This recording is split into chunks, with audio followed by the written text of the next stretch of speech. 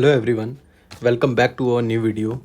आज की इस वीडियो में हम बात करेंगे लेटेस्ट करंट अफेयर्स के बारे में जो इस वीक के रहेंगे।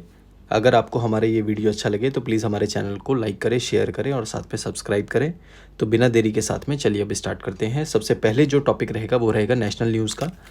PM less foundation stone of development projects in MP and Rajasthan. प्रधानमंत्री मोदी जी ने फाउंडेशन स्टोन जो है लेकर ही हैं कुछ डेवलपमेंट प्रोजेक्ट्स की। कहाँ पर? मध्य प्रदेश और राजस्थान में।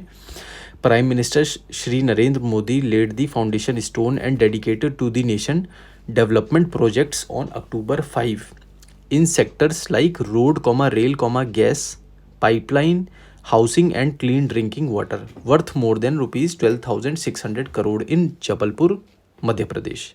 ये क्या कह रहे हैं? प्रधानमंत्री मोदी जी ने क्या किया है? फाउंडेशन स्टोन्स को ले किया है। कहाँ पर? कुछ नेशन के जो डेवलपमेंट प्रोजेक्ट्स हैं उन पर। कौन सी डेट को? 5 अक्टूबर को। किन किन सेक्टर्स में? रोड में, रेल में, गैस पाइपलाइन, हाउसिंग और क्लीन ड्रिंकिंग वाटर में, जिनकी टोटल कॉस्टिंग रही है 12,600 करोड़। और लोकेशन की बात करें तो लोकेशन रहेगी Jabalpur, Madhya Pradesh. The Prime Minister also set the foundation stone and dedicated to the nation multiple projects in sectors like road, rail, aviation, health and higher education worth about rupees 5,000 crores in Jodhpur, Rajasthan. ये क्या कह रहे हैं? The Prime Minister ने क्या किया? Also laid the foundation stone। उन्होंने से फाउंडेशन स्टोन लेकर ही और नेशन को डेडिकेट किए मल्टीपल प्रोजेक्ट्स। कौन कौन से सेक्टर में? रोड, रेल, एविएशन, हेल्थ और हायर एजुकेशन में, जिनकी कॉस्टिंग थी 5,000 करोड़ रुपीज़। कहाँ पर? जोधपुर, राजस्थान में। ये प्रोजेक्ट्स जो हैं, the projects include laying the foundation stone for a 350 bed trauma centre. इन प्रोजेक्ट्स में क्या रहा? एक 350 बेड का ट्रॉमा सेंटर रहा। And critical care hospital block, एक क्रिटिकल केयर हॉस्पिटल ब्लॉक रहा। कहाँ पर? एम्स में, Jodhpur. 7 critical care blocks under PM अभीम। 7 जो है क्रिटिकल केयर ब्लॉक्स रहे हैं। कहाँ पर? अभीम। ठीक है, कौन सी योजना के अंडर में? पीएम अभीम योजना के अंडर में। And the development of new terminal building at Jodhpur airport, एक नई टर्मिनल बिल्डिंग बनी है। कहाँ पर? जोधपुर एयरपोर्ट पर बनी हुई है। नेक्स्ट न्यूज़ की बात करें तो ये है model anti terrorism structure under NIA for uniform investigation. एक ये एंटी टेररिज्म स्ट्रक्चर है। कहाँ पर? Under NIA. किस लिए? यूनिफॉर्म इन्वेस्टिगेशन के लिए, समानता। Union home minister Shri Amit Shah, जो हमारे यूनियन मिनिस्टर हैं अमित शाह जी, उन्होंने क्या कहा? That we need not only combat terrorism but all to dismantle its entire ecosystem. हमें क्या करना है? टेररिज्म को ही केवल काउंटर नहीं करना बट उसके पूरे इकोसिस्टम को डिसमेंटल करना है। Addressing 2-day anti terror conference organised by the NIA. 2 दिन की एंटी टेरर की कॉन्फ्रेंस रही है। किसने ऑर्गेनाइज कराई है? नेशनल इन्वेस्टिगेशन एजेंसी एनआईए ने। कहाँ पर? न्यू दिल्ली में, अक्टूबर 5 को।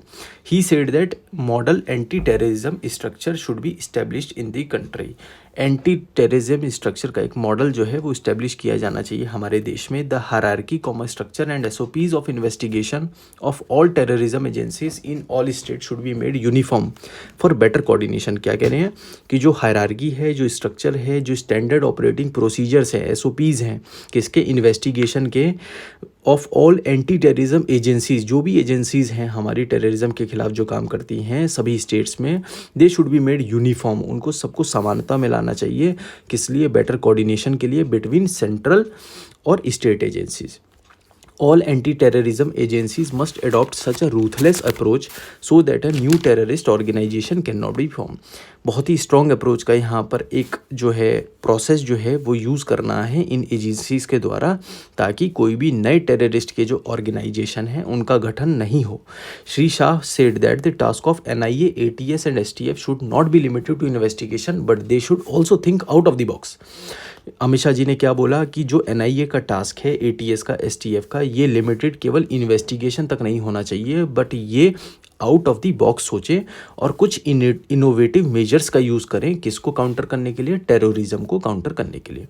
ही added that the fight against terrorism requires collaboration from the global level to the grassroots। क्या कह रहे हैं कि जो टेररिज्म के अगेंस्ट फाइट है वो सबके साथ जो है कोलैबोरेशन रिक्वायर्ड रहेगा, ग्लोबल लेवल से लेके ग्रास रूट तक, ज़मीनी स्तर तक, involving various states within the country. सभी स्टेट्स को कंट्री के काम करना पड़ेगा और साथ में as well as international cooperation. इसके अलावा इंटरनेशनल कोऑपरेशन की भी एक बड़ी रिक्वायरमेंट यहाँ पर रहेगी। नेक्स्ट जो है न्यूज़ है इसकी बात करेंगे हम। Government increases LPG subsidy per cylinder by ₹100 for Ujjwala योजना बेनिफिशियरीज। गवर्नमेंट यहाँ पर क्या कर रही है, इंक्रीज कर रही है एलपीजी की सब्सिडी को पर सिलेंडर कितने रुपए के हिसाब से, ₹100 के हिसाब से। कौन से बेनिफिशियरीज को, उज्ज्वला योजना के बेनिफिशियरीज को। The government has increase the LPG subsidy per cylinder by ₹100 for the Ujjwala Yojana beneficiary. ₹100 का जो है इंक्रीमेंट हुआ है यहाँ पर सिलेंडर की सब्सिडी में उज्ज्वला योजना बेनिफिशियरीज के लिए। Briefing the media in new Delhi. Media को कब इन्होंने ब्रीफ किया है, न्यू दिल्ली में अक्टूबर 4 को। Union information and broadcasting minister Shri Anurag Singh Thakur ji ने क्या कहा, in a major decision the union cabinet approved an increase in LPG subsidy. Cabinet ने क्या किया, अप्रूव किया इंक्रीज किसमें, एलपीजी सब्सिडी में, raising it from the current, जो अभी का रेट क्या था ₹200 पर सिलेंडर, ₹200 पर सिलेंडर, इसको ₹300 पर सिलेंडर कर दिया गया है जो भी बेनिफिशियरीज हैं अंडर दी प्रधानमंत्री Ujjwala Yojana. Shri Thakur informed that the union cabinet also improve terms of reference. इन्होंने टर्म्स ऑफ रेफरेंस को भी अप्रूव किया है, कहाँ के, Krishna water dispute tribunal second का। कौन सा, Krishna water dispute tribunal second under the inter state river water disputes act. किस एक्ट है ये, कौन सा, inter state river water disputes act 1956 for its adjudication between Telangana और आंध्र प्रदेश। कहाँ पर, तेलंगाना और आंध्र प्रदेश के बीच में। He said that the resolution of the dispute will open new avenues of growth. क्या होगा, इससे दोनों ही स्टेट्स में ग्रोथ होगी। He also said the government has also approved an amendment. Government ने एक अमेंडमेंट भी अप्रूव किया है, कौन सा, सेंट्रल यूनिवर्सिटीज़ एक्ट 2009 का, for setting up Sammakka Sarakka central tribal university in Telangana. कहाँ पर क्या सेटअप कर रहे हैं, Sammakka Sarakka central tribal university को सेटअप कर रहे हैं। नेक्स्ट जो है इंटरनेशनल न्यूज़ को हम कवर करेंगे यहाँ पर। ये है Norwegian author Jon Fosse wins Nobel Prize 2023 in literature. Norwegian author जो है जॉन फॉसे, उन्होंने क्या जीता है, नोबेल प्राइज़ 2023 जीता है, कौन से सब्जेक्ट में, लिटरेचर में। Narges Mohammadi has won Nobel peace prize for 2023 for her fight against the oppression of women in Iran.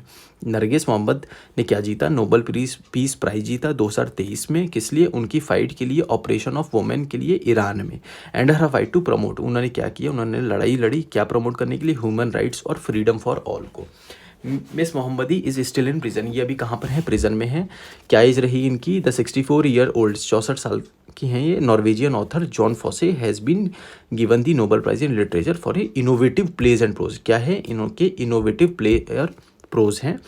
इनकी बुक्स भी रही हैं, कौन कौन सी, septology trilogy, Aliss at the fire, melancholy and a shining, the Nobel prize in chemistry. अब आ जाते हैं नेक्स्ट, द नोबेल प्राइज़ जो रहेगा केमिस्ट्री में, that went to Bawendi, Brus and Ekimov for their work on quantum dots. इन तीनों को मिला है, किस किस को, Bawendi, Brus and Ekimov for their work on, कहाँ पर इन्होंने काम किया है, क्वांटम डॉट्स में काम किया है। The discovery and synthesis of quantum dots earned Moungi G Bawendi, Louis E Brus and Alexei I एकीमोव।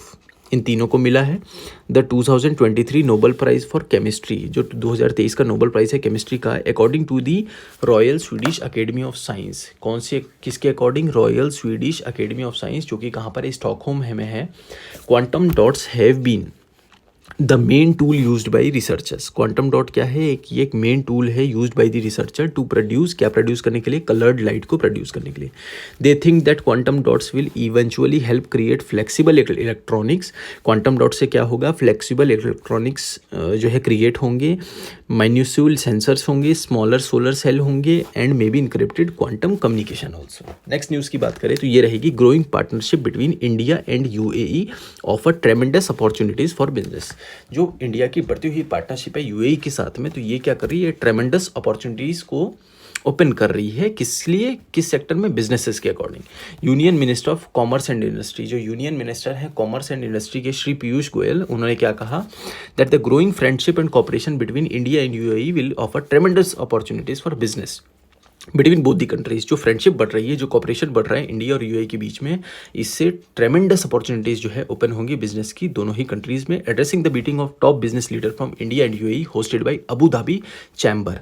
जो मीटिंग ऑर्गेनाइज करी गई थी टॉप बिजनेस लीडर्स की इंडिया और यूएई से, कहाँ किसने ऑर्गेनाइज करी थी, किसने होस्ट किया था इसको? अबू धाबी चैम्बर ने। He said that the crucial areas of collaboration, जो क्रूशियल एरियाज है कोलैबोरेशन के दोनों देशों के बीच में, वो रेंज करते हैं फूड सिक्योरिटी से, एजुकेशन में, एनर्जी सिक्योरिटी में, क्लाइमेट चेंज मिटिगेशन में और स्पेस टेक्नोलॉजीज भी। He added that the promotion of each others, दोनों के ही कल्चर को प्रमोट करना है, इनिशिएटिव्स को, like the startup 20, B20, the UAE India business council and Bharat Bazaar will play important role between two nations. जो यूएई इंडिया बिजनेस काउंसिल है और भारत बाजार है, ये दोनों ही इंपॉर्टेंट रोल प्ले करेंगे दोनों नेशंस के बीच में। नेक्स्ट न्यूज़ की बात करें तो ये रहेगी, professor doctor Joyeeta Gupta receives Spinoza prize in the field of climate change. Professor doctor Joyeeta Gupta जो है उन्होंने क्या रिसीव किया? Spinoza prize in the field of किसमें? क्लाइमेट चेंज में। Indian origin Professor Dr. Joyita Gupta has received the Spinoza Prize, the highest distinction in just science for her work in the field of climate change at a ceremony in the Netherlands। ये जो Indian origin professor हैं doctor Joyeeta Gupta, इन्होंने क्या receive किया? स्पाइनोजा price receive किया, जो कि highest distinction Dutch science में है। किस लिए? इनके काम के लिए। कौन सी फील्ड में? क्लाइमेट चेंज की फील्ड में। कहाँ पर? एक सेरेमनी हुई थी नीदरलैंड्स में। The prize was presented to her by the Netherlands minister. ये जो प्राइज़ है इनको किसने दिया था? नीदरलैंड्स के मिनिस्टर हैं education, science and culture, Robert Dijkgraaf at the Hague on October 4। अक्टूबर 4 को जो है 4 अक्टूबर को इनको ये प्राइज़ मिला गया है, जिसको प्रेजेंट किया था नीदरलैंड्स के मिनिस्टर ने, जो कि एजुकेशन, साइंस और कल्चर के हैं, Robert Dijkgraaf at the Hague on October 4। The Dutch Research Council prize is worth 1.5 million euros. ये जो डच रिसर्च काउंसिल प्राइज़ है ये 1.5 मिलियन यूरोज़ का है, विच गुप्ता इंटेंड्स टू स्पेंड, जो कि ये जो गुप्ता है ये कहाँ स्पेंड करना चाहती हैं? साइंटिफिक रिसर्च पे, एक्टिविटीज़ पे related to knowledge utilisation. Jyotika Gupta is a Dutch environmental scientist. ये क्या है? ये एक डच इन्वायरमेंटल साइंटिस्ट हैं, जो कि एक प्रोफेसर है कहाँ की? इन्वायरमेंट एंड डेवलपमेंट की, in the global south at the university of Amsterdam. क्या है? कहाँ पर? यूनिवर्सिटी ऑफ एम्स्टरडैम में। नेक्स्ट जो करंट अफेयर्स की न्यूज़ रहेगी ये रहेगी इकोनॉमी सेक्शन से। इकोनॉमी सेक्शन की सबसे पहले न्यूज़ है, repo rate unchange eight 6.5%।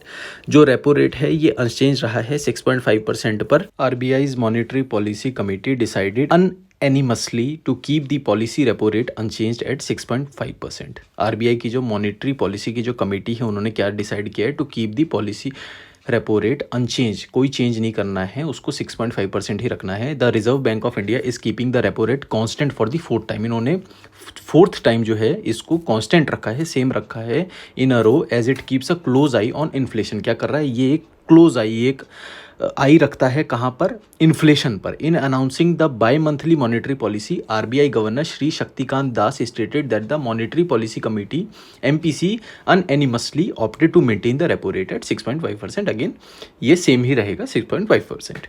Next जो सेक्शन है ये स्पोर्ट्स सेक्शन रहेगा। सबसे पहली न्यूज़ रहेगी, Indian men's hockey team beats Japan to win gold.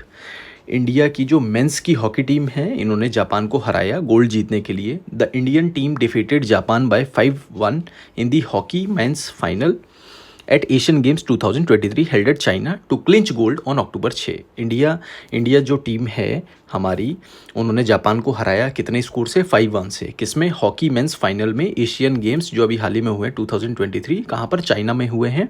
क्या करने के लिए? गोल्ड को हासिल करने के लिए। कौन सी डेट में? अक्टूबर 6 को।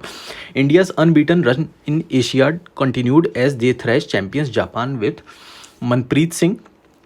Harmanpreet Singh, Abhishek and Amit Rohidas scoring goals in the final. किन किन लोगों ने स्कोर किया है?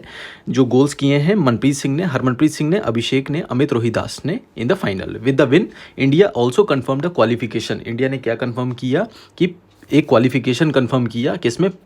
पेरिस ओलंपिक्स 2024 जो नेक्स्ट ईयर होंगे। India had earlier beaten Japan in their pool A. पहले भी इंडिया ने जापान को हराया था किसमें? पूल ए मैच में। कितने स्कोर से? 4-2 से। Harmanpreet and Manpreet ran the show at Hangzhou GSP stadium with the skipper adding 2 goals. Harmanpreet और मनप्रीत ने क्या किया था? इन्होंने शो में बहुत अच्छी परफॉर्मेंस दिखाई थी, 2 गोल इन्होंने ऐड किए थे। Japan put up a brilliant fight during the first half but India utterly dominated the second half with 4 goals. पहले जापान ने अच्छा परफॉर्मेंस दिखाया था फर्स्ट हाफ में, बट सेकेंड हाफ में इंडिया ने बहुत उसको डोमिनेट किया 4 गोल्स के साथ में। नेक्स्ट जो न्यूज़ रहेगी ये रहेगी applications invited for national sports award 2023। Applications invite करी गई हैं नेशनल स्पोर्ट्स अवार्ड 2023 के लिए। The ministry of youth affairs and sports had issued an application invitation for the national sports awards 2023। किसकी तरफ से आया है? ये आया है ministry of youth affairs and sports की तरफ से। और किस लिए? नेशनल स्पोर्ट्स अवार्ड्स 2023 के लिए। Applications for the national sports award 2023 are being accepted from qualified athletes या कोचेस या ऑर्गेनाइजेशन और यूनिवर्सिटीज़।